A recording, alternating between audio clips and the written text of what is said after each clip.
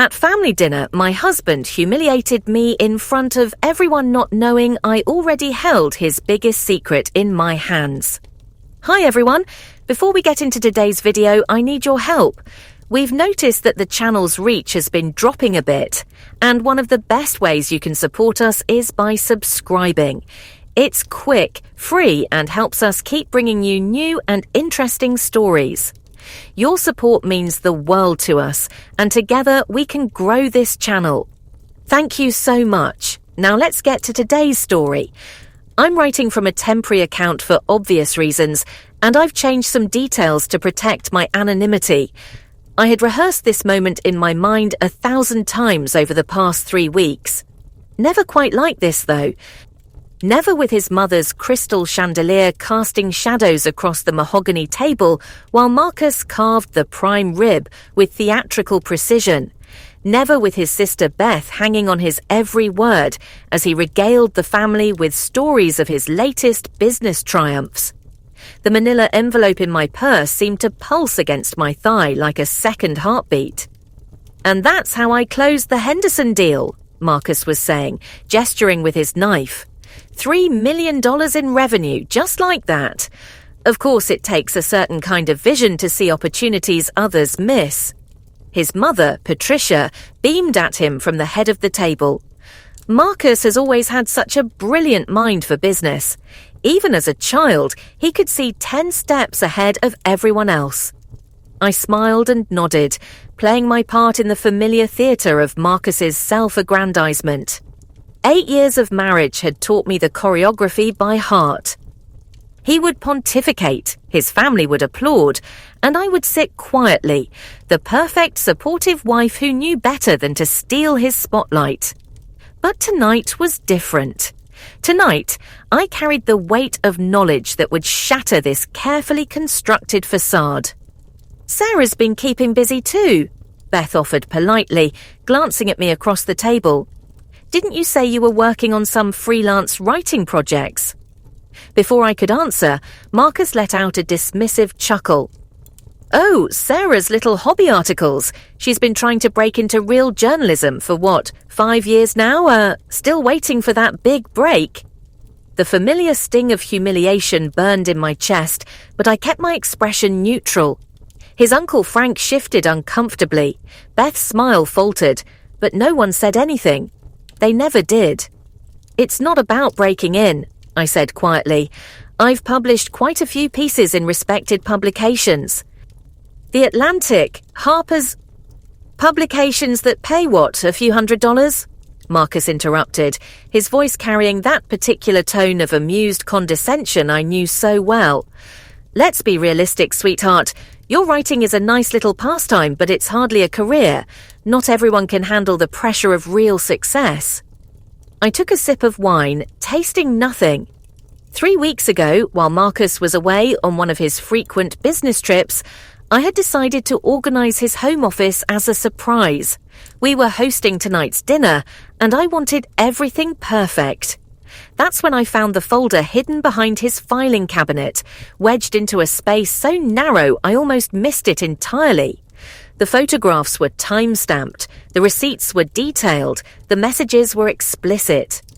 "Sarah's always been the creative type," Patricia said, with the kind of smile that managed to sound complimentary while feeling like a dismissal. "Some people are built for the business world, others for more artistic pursuits." "Exactly," Marcus agreed. "We can't all be natural leaders. Some of us are meant to follow, to support from the sidelines. There's no shame in that." Beth was staring at her plate now, clearly uncomfortable with the direction of the conversation. Frank cleared his throat and reached for the wine bottle. Marcus's cousin David, visiting from Seattle with his wife Jennifer, exchanged a meaningful look with her. I had spent 3 weeks deciding what to do with what I'd found. 3 weeks of sleepless nights, of staring at the evidence spread across my kitchen table while Marcus slept peacefully upstairs. 3 weeks of watching him come home from his business meetings with lipstick stains he thought he'd wiped away, with the lingering scent of perfume that wasn't mine. The truth is, Marcus continued, warming to his theme as he always did when he had an audience, success requires a certain ruthlessness, a willingness to make hard choices that others might not understand. Not everyone has that capacity. He looked directly at me as he said it, his blue eyes bright with an almost predatory satisfaction. He was enjoying this, I realized. The subtle destruction of my dignity in front of his family had become entertainment for him. "What kind of hard choices?" David asked, his journalist's instincts apparently kicking in despite the family setting. Marcus leaned back in his chair, the picture of masculine confidence. "Well, for instance, the Henderson deal I mentioned earlier. I had to outmaneuver some competitors who thought they had it locked up. Sometimes you have to be willing to use every advantage you have, even if others might consider it." Morally ambiguous. My hand moved to my purse almost without conscious thought. The envelope crinkled softly under my fingers. "That sounds almost unethical," Jennifer said with a nervous laugh. "Ethics are a luxury for people who can afford to lose," Marcus replied smoothly. "The rest of us live in the real world, where results matter more than idealistic principles." Patricia nodded approvingly. "Marcus has always been practical. He understands that sometimes you have to bend the rules to get ahead. That's what separates winners from everyone else." Her gaze flicked to me briefly, the implication clear. I thought about the photos in my purse. Marcus with his arm around a woman I recognized immediately, my former best friend Claire. Marcus kissing her outside a hotel I now knew he visited every Thursday when he claimed to be at client dinners. The two of them laughing at some private joke while he signed documents that, according to my research, transferred thousands of dollars from our joint accounts into a private investment fund I'd never heard of. But it wasn't just the affair, devastating as that was. It was the contracts I'd found, the ones showing how Marcus had systematically stolen client lists from his previous employer before starting his own firm. It was the forged references, the fabricated credentials, the web of lies that formed the foundation of his supposedly brilliant career. The problem with people like Sarah, Marcus was saying now, his voice taking on a lecturing tone that made my skin crawl, is that they think success should just happen naturally. They don't understand that you have to take what you want in this world. You have to be willing to sacrifice, to do whatever it takes. What kinds of sacrifices? David pressed, and I could see the reporter in him becoming genuinely interested in the conversation. Marcus glanced at me with something that might have been pity. "Well, for example, sometimes you have to prioritize your career over other considerations. Some people understand that. Others get emotional about it, make it personal when it's really just business." The room fell silent, except for the soft clink of silverware against china. I realized everyone was looking at me, waiting to see how I would respond to this latest humiliation. "Is that how you see our marriage?" I asked quietly. "As a business decision?" Marcus's smile was sharp as a blade. "Let's not get dramatic, Sarah. I'm talking about priorities, about understanding your role in supporting something bigger than yourself. Some wives understand that their husband's success benefits everyone. Others..." He shrugged eloquently. "Marcus," Beth said quietly, her discomfort finally overriding her family loyalty. "Maybe we should..." No, it's fine," Marcus said, holding up a hand. "Sarah knows I love her, but love doesn't mean we have to pretend she's something she's not. She's a sweet, well-meaning woman who tries very hard. It's not her fault she lacks the killer instinct needed for real achievement." The envelope in my purse felt warm against my fingers now. 3 weeks of careful planning, of consulting with divorce attorneys, of copying files and gathering evidence. 3 weeks of watching my husband come home each night and lie to my face with the easy confidence of a man who believed himself untouchable. "The killer instinct," I repeated slowly. "Exactly. The willingness to do whatever it takes to win. Take the Henderson deal, for instance. I had to. Let's say I had to be creative with how I presented certain information. Information that my competitors didn't have access to. David's fork paused halfway to his mouth. What kind of information? Marcus's grin widened. The kind that gives you an edge, inside knowledge about their financial situation, their desperation to close the deal quickly. Sometimes you have to cultivate sources, develop relationships that others might not pursue. Relationships, I said, the word tasting bitter on my tongue. Professional relationships, Marcus clarified, though something in his tone suggested he was enjoying the ambiguity. With people who have access to valuable information, people who might be willing to share that information if you present the right incentives.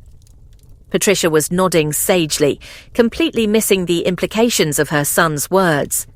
But David was frowning now, his journalist's ethics clearly troubled by what he was hearing. That sounds like it could be, David began. Smart, Marcus cut him off. It sounds smart.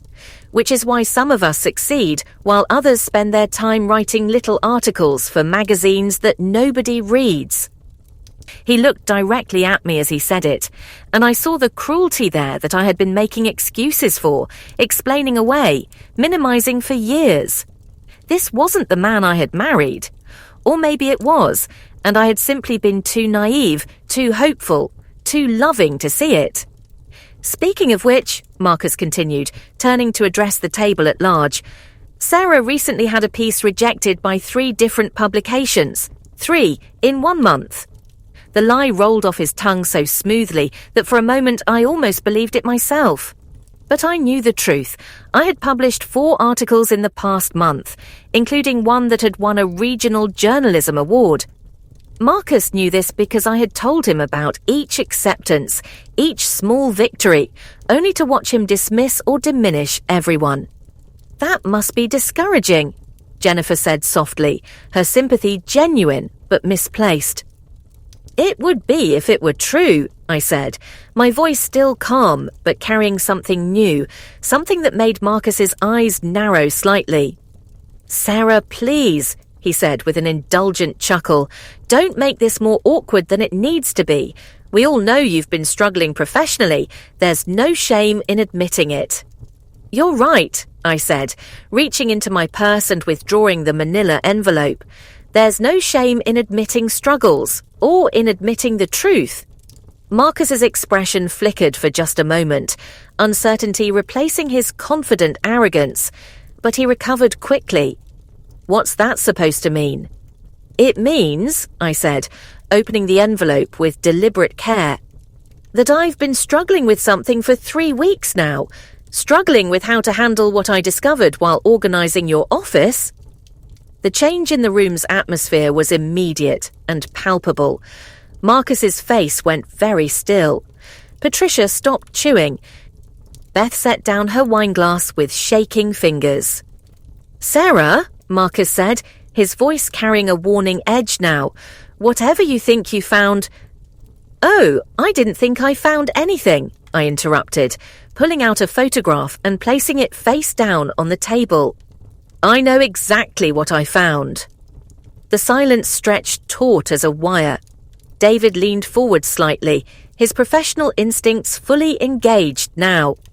Frank had stopped pretending to eat and was watching with the fascination of someone witnessing a car accident. For instance, I continued, my voice growing stronger with each word, I found evidence of your relationship with Claire Morrison, my former best friend, the one you've been meeting every Thursday for the past 8 months while telling me you were at client dinners. Marcus's face drained of colour. Sarah, you don't understand. I understand that this is you. I flipped the photograph over, revealing Marcus and Claire in an intimate embrace outside the Marriott downtown. Last Thursday, to be specific, I hired a private investigator after I found the hotel receipts in your jacket pocket. Patricia made a strangled sound. Beth's hand flew to her mouth. David pulled out his phone, clearly recognizing a story when he saw one developing. But I wasn't finished.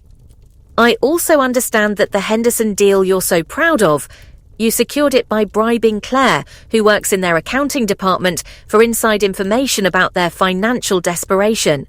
Information that allowed you to lowball them while making it seem like you were doing them a favor. That's not... Marcus stammered, but his usual eloquence had deserted him completely. Here's the contract. I placed another document on the table. The one you signed with Claire, promising her 20% of your commission in exchange for confidential client information, which, as I'm sure David can confirm, constitutes both corporate espionage and insider trading. David was typing rapidly on his phone now. Jesus, Marcus, do you realize what this means? This isn't just unethical, it's criminal. And then there are these. I spread out several more documents like a poker player, revealing a royal flush. Forged references from your previous employer, false credentials claiming you graduated summa cum laude from Harvard Business School when you actually never finished your degree at the state college. And my personal favorite, the transfers from our joint account into a private investment fund that, surprise, doesn't actually invest in anything. It just funnels money into an account shared with your girlfriend. The last word hung in the air like a physical blow. Marcus was staring at the documents spread across the table as if they were written in a language he didn't understand. You said I lacked the killer instinct, I continued, my voice now carrying the full weight of 8 years of suppressed anger and disappointment. You said I was too emotional, too weak to understand what real success requires. But the truth is, Marcus, you're a fraud. Your entire career, your entire identity is built on lies and theft and betrayal. Patricia had gone completely white. Beth was crying silently. Frank was staring at his nephew as if seeing him for the first time. The funny thing is, I said, gathering the documents back into the envelope with the same careful precision Marcus had used to carve the roast, I really was going to support you from the sidelines. I was prepared to be the supportive wife, to make your success my priority, to sacrifice my own ambitions for yours. But that required believing your success was real. And that required believing you were the man I thought I married. I stood up. The envelope clutched in my hand like a weapon. Sarah, wait, Marcus said desperately, his composure completely shattered now.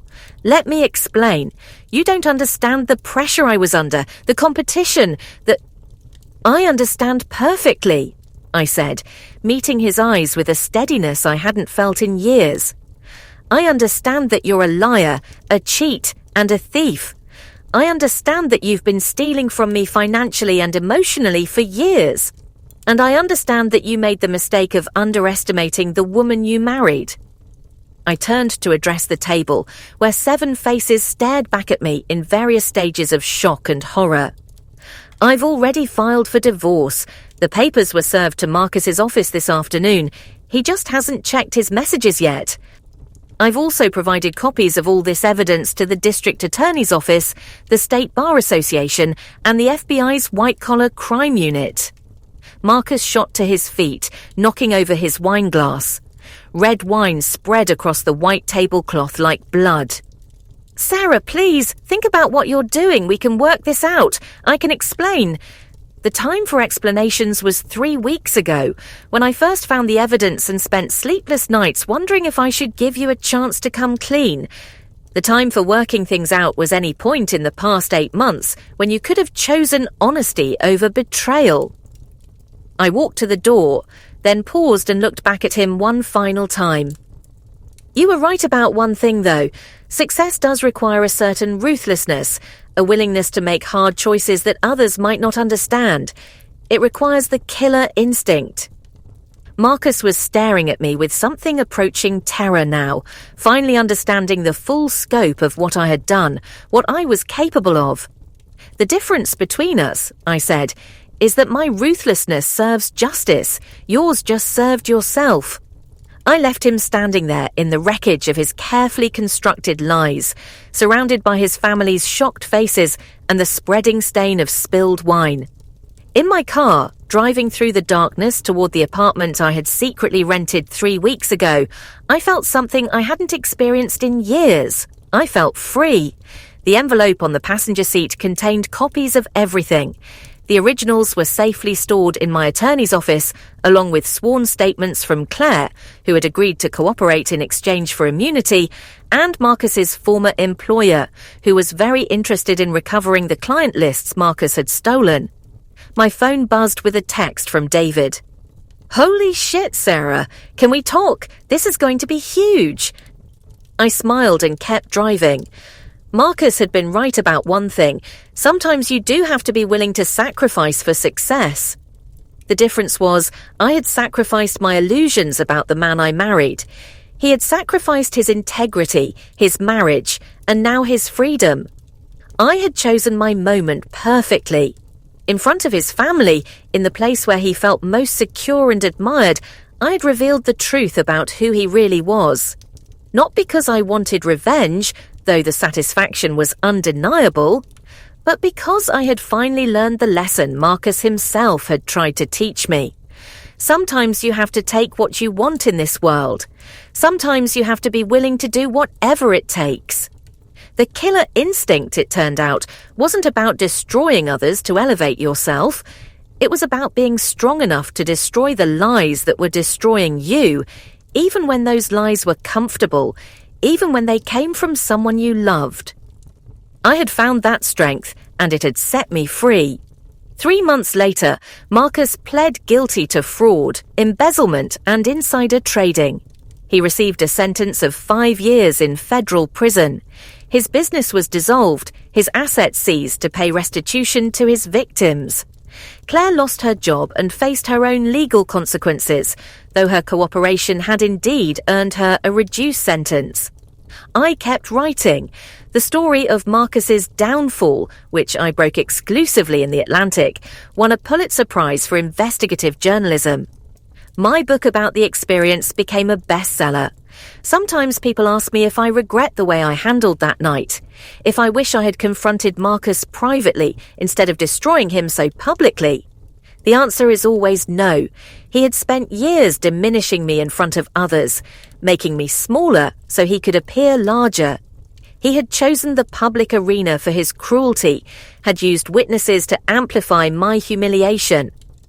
It was only fitting that his own destruction be equally public, equally witnessed, equally complete.